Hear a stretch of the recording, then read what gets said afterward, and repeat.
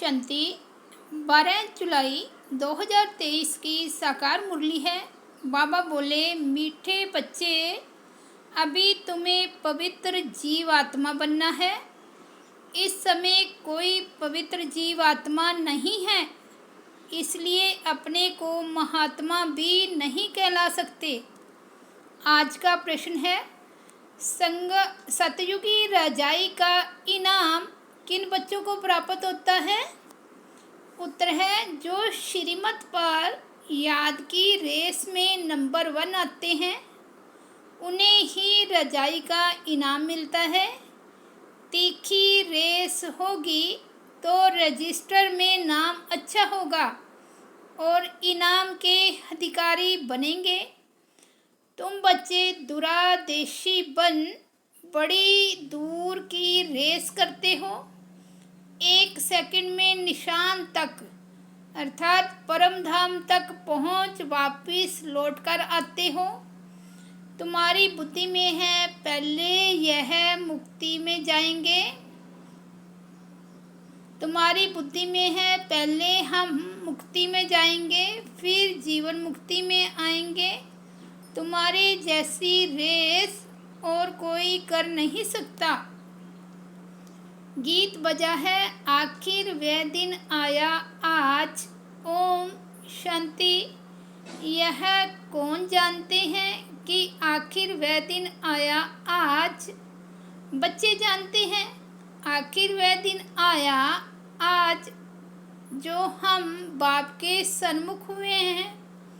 आत्मा कहती है इस शरीर द्वारा, अभी तुम बैठे हो, जानते हो हम आत्माएं अभी परमपिता परमात्मा के सन्मुख बैठी हैं। बराबर 5000 वर्ष पहले भी हम आत्माएं यानी जीव की आत्माएं परमात्मा के सन्मुख मिली थी। आत्मा कहती है मेरा यह शरीर है, शरीर नहीं कहेगा मेरी यह आत्मा है। हम आत्माओं का बाप आखिर आया है, आना भी जरूर है। भक्ति के बाद ज्ञान देने लिए, ज्ञान से सद्गति करने लिए आखिर आया है। यह सारी दुनिया नहीं जानती, सारी दुनिया के सन्मुख हो भी नहीं सकेंगे। तुम बच्चों को भी नंबरवार पुरुषार्थ अनुसार निश्चय है। पहले तो आत्मा निश्चय करती हैं, फिर निश्चय करते हैं हमारा बाप फिर से आया हुआ है। तुम समझते होंगे ऐसे सब निश्चय करते हैं, परंतु ऐसे भी नहीं है। ये ऐसा विचित्र है जो घड़ी घड़ी भूल जाता है। हम आत्मा है, परमपिता परमात्मा के सन्मुख हैं, ये भूल जाते हैं। यह तो दुनिया भी जानती है। पतित जीव आत्माओं को पावन बनाने परमपिता परमात्मा आते हैं। जीव आत्माएं आत्माओं को पवित्र बनाने नहीं आती। सभी जीव आत्माएं हैं, परमपिता परमात्मा एक ही है। उनको जीव नहीं कहेंगे क्योंकि उनको कोई स्थूल सूक्ष्म शरीर नहीं है। यह बाप बैठ समझाते हैं, तुम जो भी नामधारी देखते हो, ब्रह्मा विष्णु शंकर का चित्र देखते हो, वह सूक्ष्म वतन में रहते हैं। वह भी सूक्ष्म जीव आत्मा ठहरे। यह बड़ी समझने की बातें हैं। मनुष्य तो भल कहते हैं फलाना महात्मा है, परंतु पति दुनिया में महात्मा आ कहाँ से सकते? यहाँ कोई सुप्रीम पावन हो ना सके। हाँ, वह सुप्रीम बाप पावन बना कर गए हैं। सतयुग आदि में देवी देवता थे तो यह तो जरूर समझेंगे कि पवित्र आत्माएं थी, अभी पतित जीव आत्माएं हैं। पावन जीव आत्माएं भी थी। बराबर सतयुग आदि से सृष्टि पर पवित्र जीव आत्माएं थी, उन्हों को महान आत्मा कहेंगे। बाप समझाते हैं, पतित दुनिया में कोई भी महान आत्मा हो नहीं सकते। सब पतित जीव आत्माएं हैं। पतित जीव आत्मा जरूर औरों को भी पतित ही बनाएंगी। वह पवित्र जीव आत्माएं तो क्या करेंगे? ऐसे नहीं कि पवित्र जीव आत्मा बनाएंगे, नहीं, वहाँ बनाने की बात नहीं रहती। इस समय सभी पवित्र जीवात्माएं बनती हैं। वहाँ तो है नहीं, वहाँ तो है ही सब पावन। इतना पावन बनाने वाला कौन? बाप बैठ समझाते हैं, तुम जब देवी देवता थे तो बहुत पावन थे, यहाँ आकर पतित बने हो। यह है ही पाप जीवात्माओं की दुनिया। अक्षर बिल्कुल क्लियर समझाना है। पाप जीवात्मा, क्योंकि आत्मा ही पतित है, शरीर भी पतित है। आत्मा भी पतित है, शरीर भी पतित है। फिर वहाँ महात्मा अक्षर नहीं देते, वहाँ तो है ही सब पवित्र, कहते ही देवी देवता हैं। सर्वगुण संपन्न, 16 कला संपूर्ण, अहिंसा परमो धर्म जीवात्माएं। संपूर्ण निर्विकारी माना संपूर्ण पवित्र। तुम बच्चों को समझाया जाता है सन्यासी पवित्र रहने के लिए पुरुषार्थी हैं। अच्छे अच्छे सन्यासी पवित्र रहते हैं, जिनको महात्मा कहा जाता है। पवित्र रहने लिए अलग रहते हैं, परंतु वह तो है निर्वृत्ति मार्ग वाले। उनको भक्ति मार्ग में महात्मा कहेंगे, ज्ञान मार्ग में नहीं। ज्ञान और भक्ति दोनों अलग अलग गाए जाते हैं। आधा कल्प सतयुग त्रेता में ज्ञान की प्रलब्ध है, यहाँ फिर भक्ति की प्रलब्ध कहेंगे। यह भक्ति मार्ग भक्ति भी अव्यभिचारी होती है, फिर अंत में तमो प्रधान व्यभिचारी भक्ति होती है। अभी व्यभिचारी भक्ति का अंत होना है। तब बाप आए हैं। बाप एक ही बार आकर ज्ञान से आधा कल्प के लिए तुम्हारी प्रलब्ध बनाते हैं।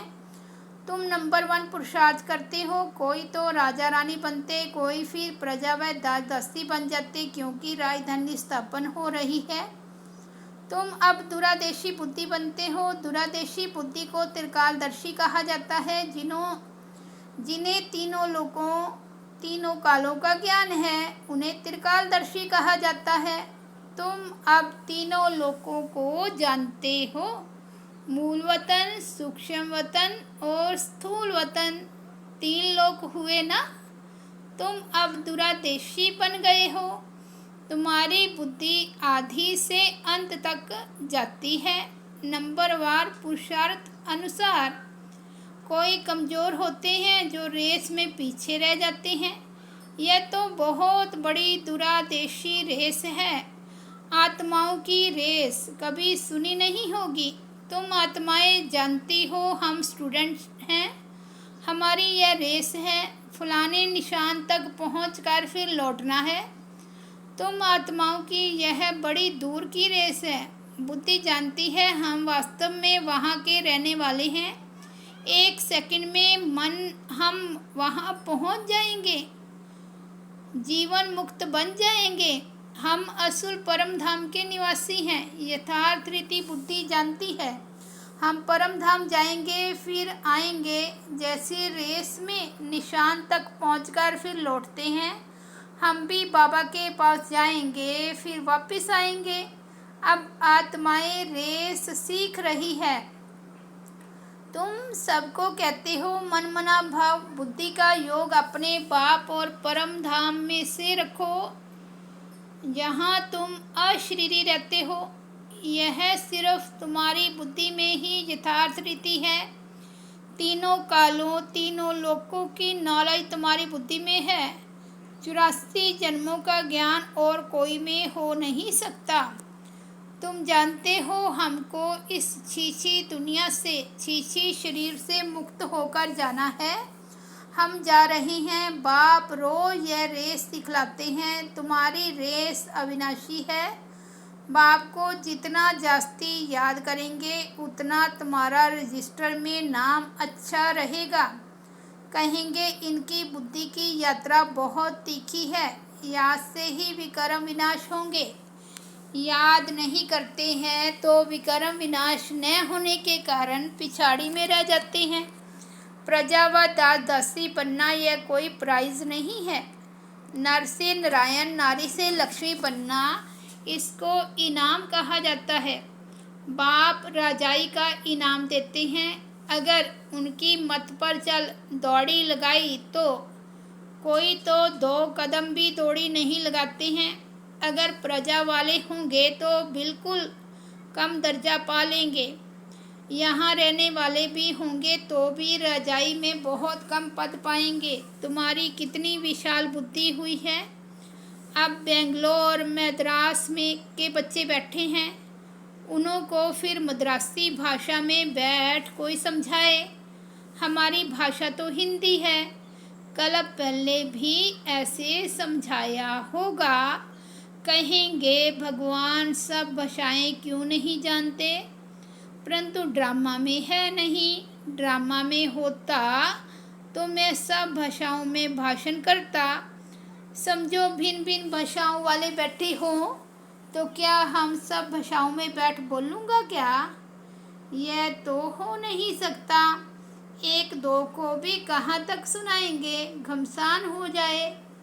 तो समझाना चाहिए। बाबा ने कल पहले जिस भाषा में समझाया था उसी भाषा में ही समझाते हैं, इसलिए हिंदी का जोर है। अंग्रेजी भी जरूरी है क्योंकि उन्हों का कनेक्शन अंग्रेजों से जाती है। रशिया, अमेरिका आदि की भाषा अपनी अपनी है एक ही धर्म वाले क्रिश्चियन, परंतु भाषाएं बहुत हैं। यहाँ भी है सब भारतवासी आदि सनातन देवी देवता धर्म वाले, परंतु अपने धर्म को भूल गए हैं। भाषाएं कितनी हो गई है, सब मिक्सचर है। जिसकी जो भाषा है उसमें फिर उनको सुनाना है। इसमें भी बड़ा होशियार चाहिए जो समझकर और समझाएं। साथी ऐसा साथ लाना चाहिए जो एक्यूरेट समझा सके। यह है सबसे बड़ा चैतन्य तीर्थ। वह सब है जड़ तीर्थ। साधु संत महात्मा वहाँ जाते हैं, बहुत दूर दूर जाते हैं। जो भारत को पावन बनाकर गए हैं उन्हों के मंदिर में जाते हैं। यह भी समझने की बातें हैं ना। बाप कहते हैं झाड़ की टालियाँ पत्ते, उसका विस्तार कितना समझाएं।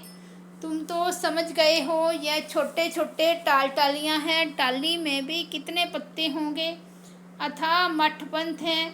तुम्हारा थुर तो कितना बड़ा होना चाहिए, कितने पत्ते होने चाहिए। आदि सनातन देवी देवता धर्म सतयुग से लेकर चला आया है तो हिंदू कितने होंगे, परंतु हिंदू भी नहीं रहे हैं और धर्मों में कन्वर्ट हो गए हैं। यह है कल्प वृक्ष। शुरू में आदि सनातन देवी देवता धर्म वाले थे। हिंदू कहलाने वाले भी वास्तव में है आदि सनातन देवी देवता धर्म के, परंतु कन्वर्ट हो गए हैं।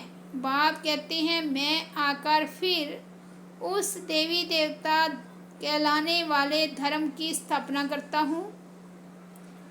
जो कन्वर्ट हो गए हैं वहीं फिर से आकर वर्षा लेंगे। जब देवी देवता कहलाने वाला एक भी नहीं रहता तब ही बाप आते हैं, आकर समझाते हैं। तुम्हारे जड़ यादगार खड़े हैं। क्राइस्ट आते हैं तो उनके धर्म की चर्चा आदि होती नहीं। यहाँ तो अभी भी देवताओं के मंदिर आदि निशानी है। तुम्हारा जब राज्य होगा तो क्राइस्ट आदि का नाम निशान नहीं होगा। यहाँ तो सभी का नाम निशान है। तुम जानते हो क्राइस्ट कब आया, क्रिश्चियन धर्म कैसे स्थापन हुआ। क्राइस्ट अब किस शरीर में होगा, जरूर पतित शरीर में ही होगा। खुद तो पावन था ना। तुम बच्चों की बुद्धि में सारा ज्ञान है, तुमको दुरादेशी बनाया है। हम आत्माएं कहाँ रहती हैं, कहाँ से आती हैं, ये किसको पता नहीं है। रहने के स्थान को परमात्मा मान लिया है। वास्तव में आत्मा झूठी बनने से काया भी झूठी बन जाती है। साधु लोग कह देते झूठी माया झूठी काया, बाकी आत्मा तो निर्लेप है। अपने मतलब की बात कह देते हैं। ऐसे क्यों नहीं कहते झूठी आत्मा की काया। काया को ही काई पर अर्थात अर्थी पर बिठाते हैं। आत्मा को तो काई अर्थी पर नहीं बिठाते, काई पर काया को बिठाया जाता है। आत्मा ने तो एक काया को छोड़ दूसरी काया में जाकर प्रवेश किया। यह समझ की बात है। कोई भी साधु संत आदि को तुम समझा सकते हो। यहाँ पति दुनिया में कोई भी महात्मा नहीं है। महान आत्माओं को पावन आत्मा कहा जाता है, तो शरीर भी पावन चाहिए। यह है ही आयरन एज्ड। परंतु कन्या जब तक विकार में नहीं गई है तो पूजी जाती है, पवित्रता के लिए ही पुकारते हैं, आकर के हमको पावन पवित्र बनाओ। जबकि पुकारते रहते हैं तो तुम उनको महान आत्मा कैसे मान सकते हो? महात्मा तो कोई है नहीं। यह है विचित्र परमपिता परमात्मा। तुम जानते हो, हम जो पावन जीव आत्माएं देवी देवता थी, अभी पतित बनी हुई हैं, धर्म भ्रष्ट हैं। क्रिश्चियन लोग अपने धर्म को जानते हैं, झट कहेंगे हम क्रिश्चियन हैं। तुम ऊंचते ऊंच धर्म वाले अपने धर्म को भूल गए हो। भूल जाने से धर्म भ्रष्ट कर्म भ्रष्ट बन पड़े हो। तुम श्रेष्ठाचारी थे, अब रावण ने भ्रष्टाचारी कर दिया है। यह अर्थ भी तुम समझ सकते हो। तुम बच्चे अभी अपनी भविष्य ऊंच तकदीर बनाने के लिए धारणा कर रहे हो। श्रीमत का उल्लंघन करने से तकदीर को लकीर लग जाती है। यह भी भूल जाते हैं कि श्रीमत देने वाला बाप है। तो आखिर वह दिन आया आज, यह तुम जानते हो। सभी एक्यूरेट नहीं जानते, अंत में जानेंगे जब पूरे समझ जाएंगे। अभी तो घड़ी घड़ी भूल जाते हैं। मुश्किल कोई सच बतलाते हैं, झूठ बोलने में देरी नहीं करते हैं। माया अच्छे अच्छे रुस्तम बच्चों को थप्पड़ लगा देती है। बाप तो सब जानते हैं, बतलाते हैं, तुम करते हो, बड़ी डिससर्विस करते हो।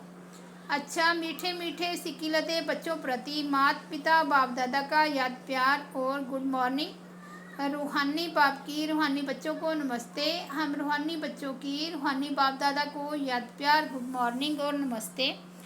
धारणा के लिए मुख्य सार। फर्स्ट पॉइंट है दुरादेशी बंद। तीनों लोकों और तीनों कालों को जान बुद्धि से रेस करनी है। इस छीछी दुनिया छीछी शरीर से मुक्त होना है।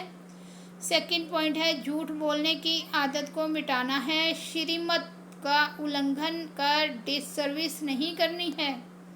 वरदान है लौकिक वृत्ति दृष्टि का परिवर्तन कर अलौकिकता का अनुभव करने वाले ज्ञानी तू आत्मा भव। लौकिक संबंधों में रहते हद के संबंध को ना देख, आत्मा को देखो। आत्मा देखने से या तो खुशी होगी या रहम आएगा। यह आत्मा बेचारी परवश है, अज्ञान में है, अनजान है। मैं ज्ञानवान आत्मा हूँ, तो उस अनजान आत्मा पर रहम कर अपनी शुभ भावना से बदल कर दिखाऊंगी। अपनी वृत्ति और दृष्टि को बदलना ही अलौकिक जीवन है। जो काम अज्ञानी करते हैं वह आप ज्ञानी तू आत्मा नहीं कर सकते। आपके संग का रंग उन्हें लगना चाहिए। स्लोगन है अपने श्रेष्ठ कर्म से विश्व पिता का नाम बाला करना ही विश्व कल्याणकारी बनना है। अच्छा, ओम शांति।